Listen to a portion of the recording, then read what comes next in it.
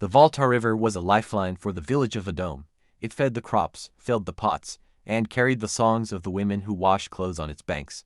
But there was one place the elders warned everyone to avoid, the far bend where the water turned deep green, where the current spoke in strange tongues, and where the air always seemed heavier than it should. They said a spirit lived there. A woman who could call your name without ever meeting you, who could step out of the river with eyes that shone like fish scales and a voice that made you forget your own. Most stayed away, but Kofi was not most people. Kofi was a fisherman's son, a young man with calloused hands and an empty stomach. The season had been cruel, and the river stingy. He had thrown his nets for weeks and caught little more than river weeds.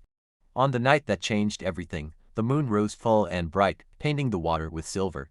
Hunger gnawed at him, and his mother as coughing inside their hut told him there was no time to wait for luck. Against the warnings, Kofi took his canoe to the far bend. The air sliced into the quiet water, each stroke pulling him closer to the forbidden place. And then, he saw her. She sat on a smooth black rock in the middle of the river, a figure of impossible beauty.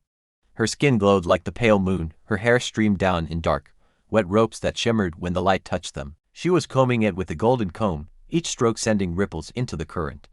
Kofi froze, the net slipped from his hands. He had never seen her before, yet she turned her head and looked straight at him. "Kofi," she said softly. Her voice was like water running over polished stones. "I have been waiting for you. Subscribe and watch how this story unfolds in our next video."